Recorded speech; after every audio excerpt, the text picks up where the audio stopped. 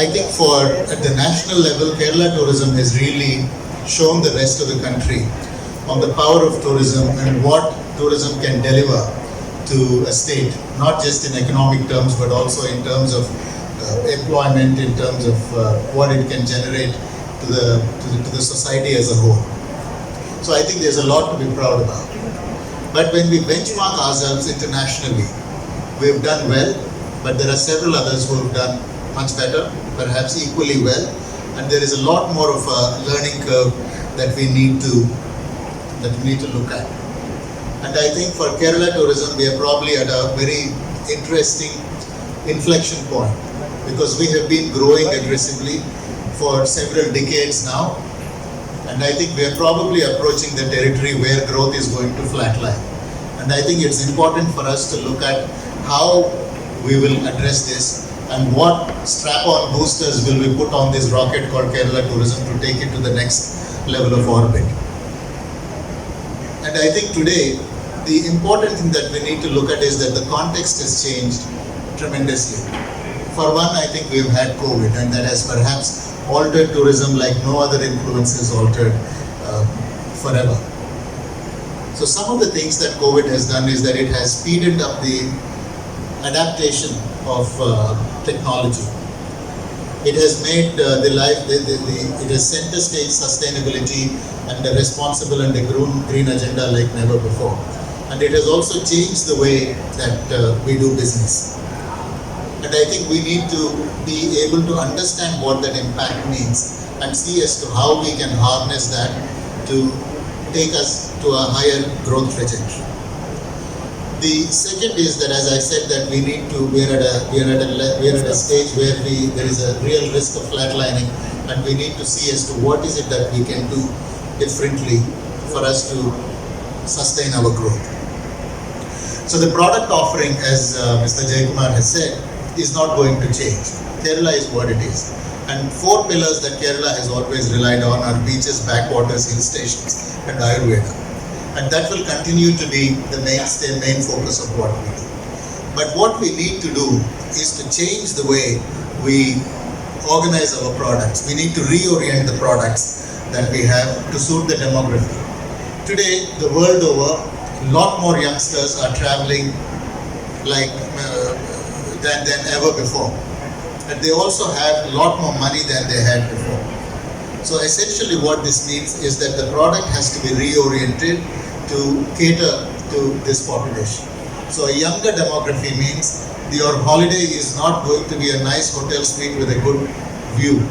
It means activities. It means that when these young tourists come out, you have to give them challenging, aspirational activities which will keep them engaged, which will give them that sense of excitement and fulfillment.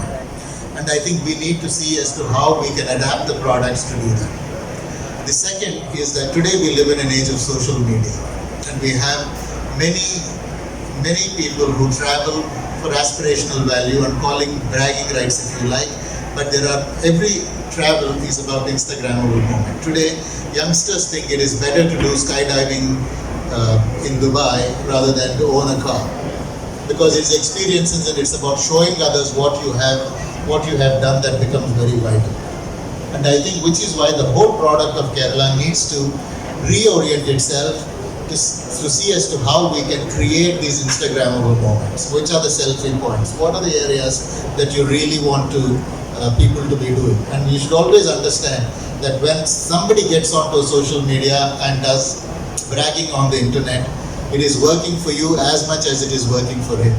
Because people will recognize that he's having a great time, but people will also recognize that he's having a great time in Kerala. And I think we need to bring that sensitivity to whatever it is that we do. And thirdly, I think the world is moving towards meaningful experiences. I think the days of profitless volumes is over, and that's behind us. I think today we need to design experiences which are enriching, which are fulfilling, and I think that is something that we should consciously reorient our programs to do. Now, what are the 2 things that we can do to take Kerala tourism to the next level? I think the first that we need to do is, this is a project that we have worked on for several years, which is the Spice Route project. And I think it's really critical for Kerala for two reasons. Because there's a difference in saying that Kerala is a beautiful place, come and visit me, I have lovely nature. You have to create a context for people to admire that nature and to admire that beauty. And Kerala has a ready-made context in which there are 32 countries from the Far East to Europe which have come and traded in Kerala. And whoever has come to Kerala, we have always traded with them. We have very rarely fought with them. And I think that is the pivot that we need to see ourselves in.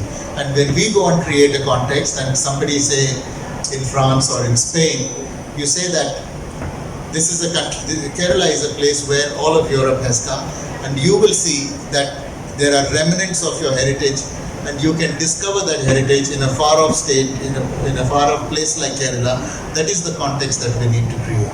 And that context will have to be created, not just from a tourism angle of selling rooms, it will have to be created over several varying levels of engagement. We need to create it over academia, we need to create it over historical collaboration, we need to create it around archaeology, twinning of cities, we need to create students. But whatever it is that we do, this wider engagement, the biggest beneficiary of that is going to be tourism. And I think which is why we need to look at that and see as to how we can intelligently tap into that opportunity. And the second idea, and I think that is something that Mr. Jayakumar has also spoken about, is about sustainability. And I think Kerala is one of the few states in the country, in the world, in the country, which has given a global model for responsible tourism. What we have achieved in Kumaragam is world class. There is nothing to surpass that in the world today. But I think there is a big difference between saying, come to my state, we do certain things the responsible way, and saying the whole state is a responsible tourism destination. And I think we should move and cross that threshold. We should be bold and say that all of Kerala tourism will be a responsible tourism destination. Because all things being equal, people always choose something that is ethical, something that is that sustains the earth, rather than something which is the opposite of it. And I think that is a big opportunity, and we should be bold enough to say that all of Kerala will move towards a responsible, will become a responsible tourism destination. That doesn't mean that we will create hardship for the industry.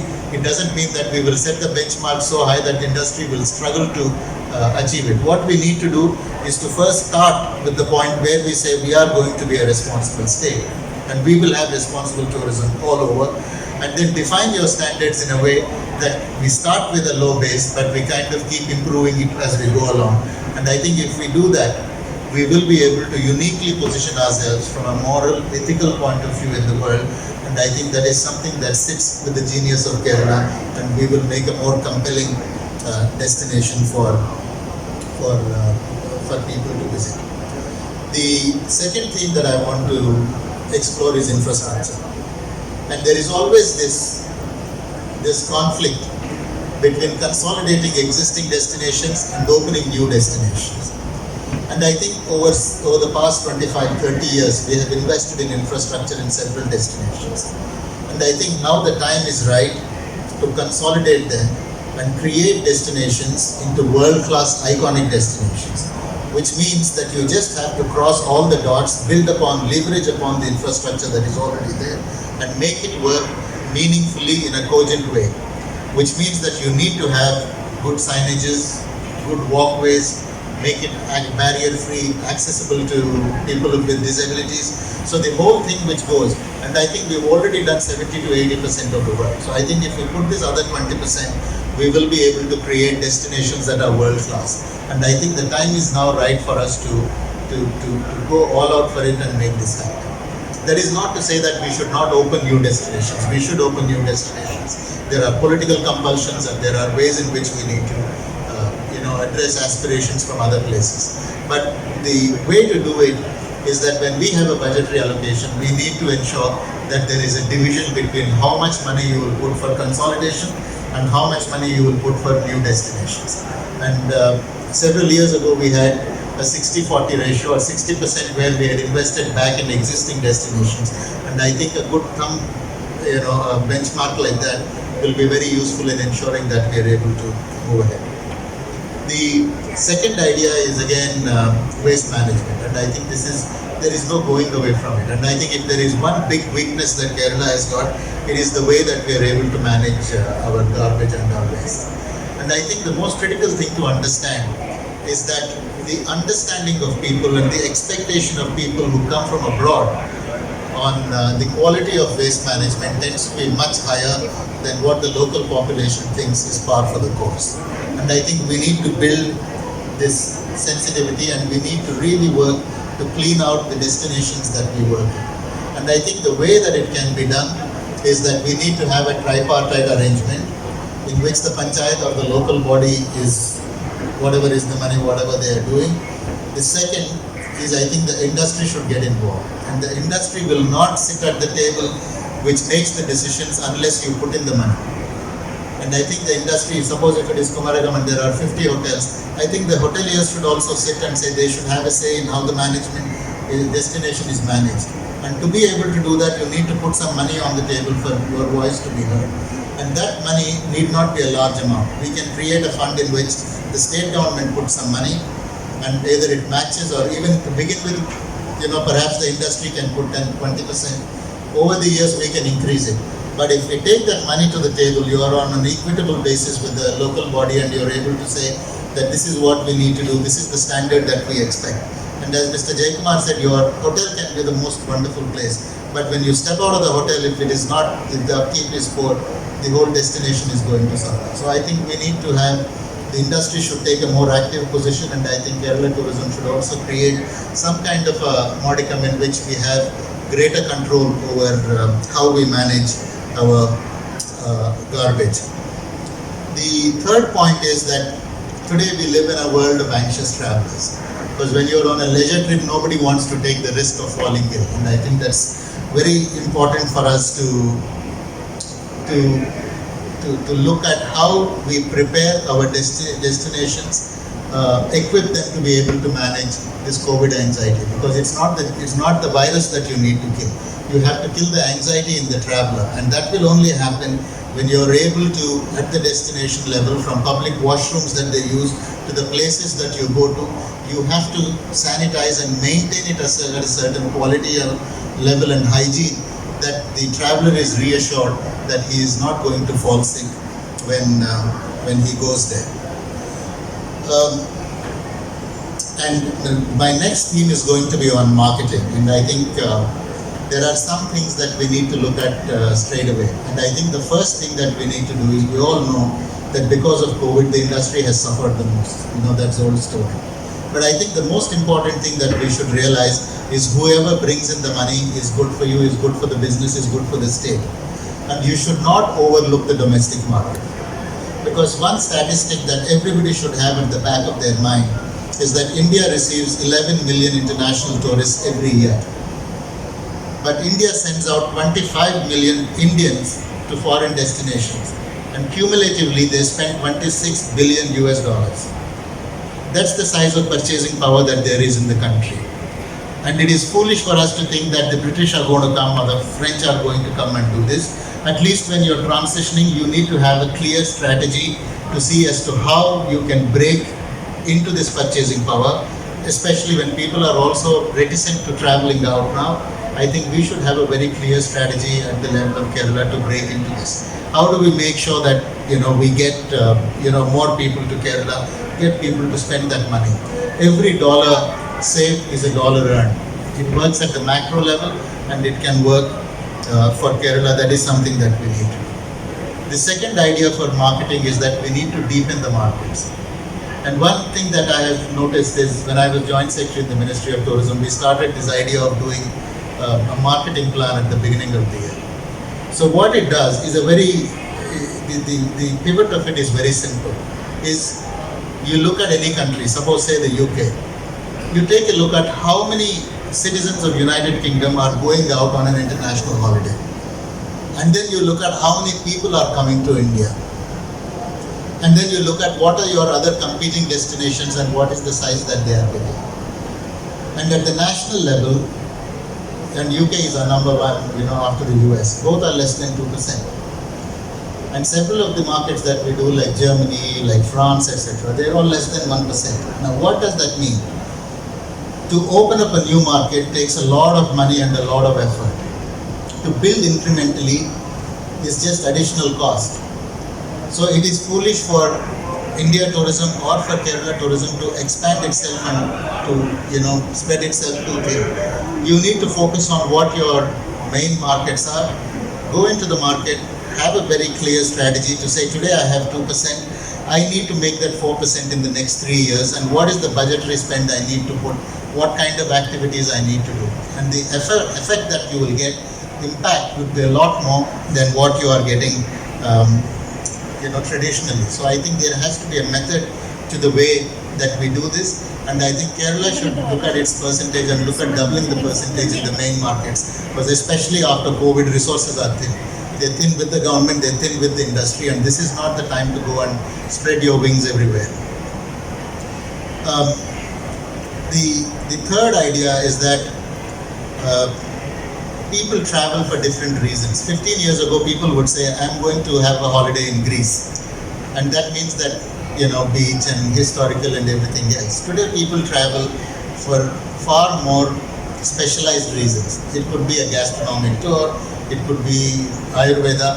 So I think we need to understand what these motivations are, and your entire marketing campaign has to be finessed to be able to tap into that potential. It's good to say Kerala is a great place, you come to us, but you also need to specify and create that resonance in the person on what is it that he is looking for and how to do this. And I think digital marketing today enables us to be able to do it well, because if you target a client and you know what his interest is, suppose I get onto a website and look for golf courses in India, and my IP address is picked up by somebody else. So every time else I go back, there is an opportunity for you to finesse your advertising reach and pop up the golf course to me, which makes sense in the area that I'm looking at. So it is a lot more targeted, and I think that advertising in print is there, TV is almost getting there, and the future lies in digital. And I think social media is a very insanely strong impact that it has on decisions today. And I think it's very, very critical that we harness this power of the social media for us.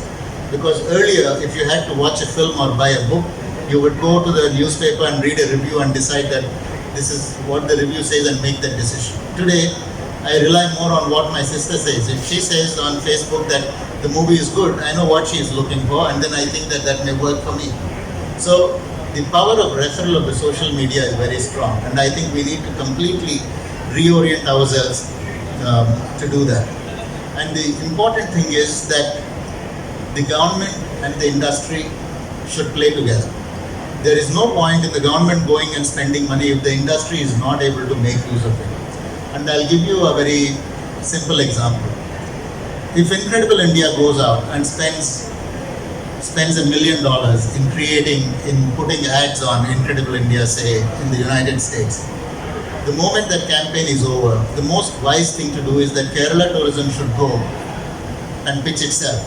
Because the mind space that Incredible India has opened up for you will allow you to build your narrative and position yourself in that space. If KeralaTourism has gone and done that, the industry should go, because you have to take the people to the point of how to make that economic decision. The industry should say that, Kerala is the place for Ayurveda, these are the hotels, these are the experiences that you need to do. And these things don't happen coincidentally. It will only happen when you're able to sync your calendars. You need to have a plan in which KeralaTourism will say, on such and such a month, I'm going to go in with this campaign to, say, in France, and then the industry should figure out that we will go in and do this, and when you negotiate together, you'll get much better prices than you would get individually. So I think there is a great case for industry and government to play together, and we need to bring that cohesiveness in our approach. The other element that we need to look at is big data. And I think we just need to get onto this, the sooner the better, because there is a lot of chatter that is happening. Today it is non-linear. The chatter can go anywhere to anywhere. It is not the newspaper which writes a bad article and then you are worried about its readership. Today there could be a WhatsApp group in, say, Iceland, which is talking about how Kerala is not sensitive to its nature or whatever else it is. You need to understand that, and for that you need to have a listening tool. And why do you need to understand that? Is because unless you know what is going on, you will not be able to control the narrative. And it is very, very important for brands today to control the narrative. If you do not control the narrative, you will always be a victim of circumstance. You will always be a victim of what others think.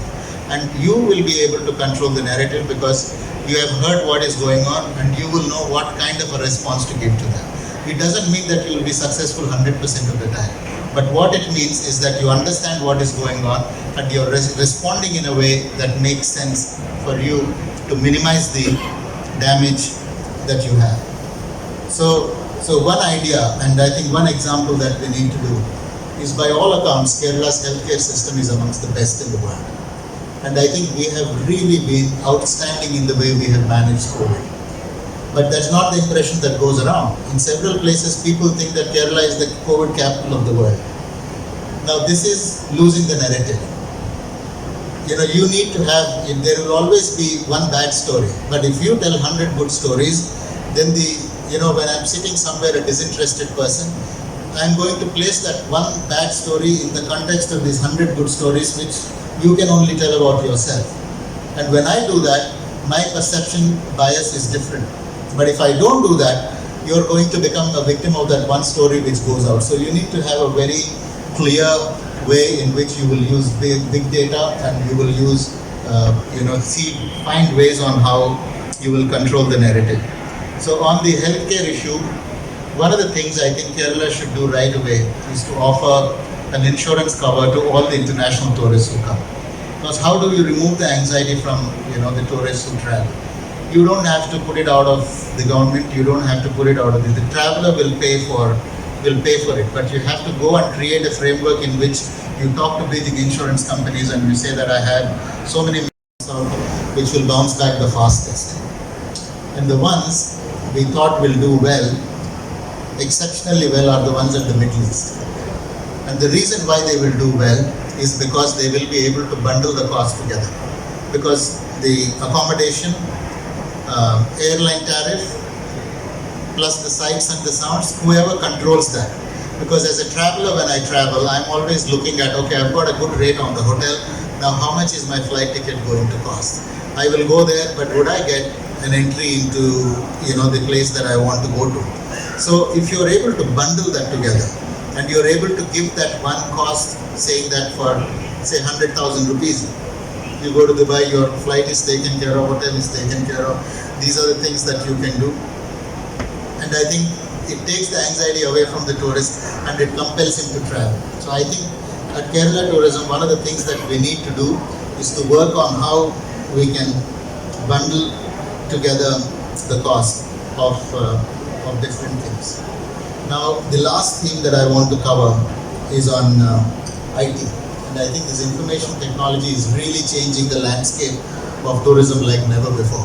And especially after COVID, the pace has picked up tremendously. So I think we need to see as to how to use this so that it works best for Kerala. Now there is one thing that is happening in several European destinations, and that is called the smart destinations. Now what does smart destinations mean? It essentially means how do you flatten the peaks of demand. So suppose you have, say, you go to a destination and everybody wants to go to the museum A. At 10 o'clock, the the peak is going to be high. There are going to be 200 people who are waiting outside trying to get in. There are 200 people who are already in. Creates a mess, right? Create a completely electronic ticketing system. So once you have sold the 200 tickets, then the next slot will only open later, and they will also auto-suggest, you can't make it to this museum now, you can come back at 2 o'clock. In the meantime, you can go and do something else. It is basically just connecting the dots and putting all your assets onto that on a single interoperable platform so that it can work. There are some destinations which are also doing this with hotels, which means that if I'm going to a hotel A and say I can't find a room there, there is an auto-suggest which says that these are the other hotels which are available, similar, and whatever it is. So how do you, when there are peak times, how do we flatten the demand and how do you ensure that everybody gets a share of the pie? So I think the smart destinations is something that we need to take. How do we overlay this IT infrastructure over what we already have to make it more efficient? And the last idea that I want to leave you with is, after COVID, the world has decisively shifted into e-commerce mode. Most of the tour operator friends here, I want to tell them that the days of traditional tour operating are almost over. And the power of these big e-commerce portals is there. And I think we need to understand how this plays out, and we need to get onto it, because anything that can be commoditized is getting commoditized and placed on the web. And it removes the risk. It is very easy to access for people. I may not have the need, I may not be planning to make the purchase yet, but it is easy for me to sit on the app and understand what it costs for me to go on a 3-day holiday to Kerala and keep that and do this. So the traditional tour operating is going to be limited to highly curated tours which are very luxury oriented, those kind of things. Everything else is getting commoditized. We need to understand that decisive shift and see as to how we can make it work for us. And the second element that we need to understand in it is that the power equation has changed. Today, the big portals will dictate to you what the terms will be. And I think which is why businesses need to get together, governments need to get together to understand what the risks are and see as to how you can safeguard yourself, how to increase your critical mass on that portal so that you have a position of negotiator. So I think these are some ideas that I think that Kerala Tourism should do, and I'm sure that we have always done well, and I'm sure that we will continue to do well, and possibly after 30 years I will come like Mr. Jayakumar and say that there are several things that we have done, and today there is cause for celebration. I thank you all, Jai Hind.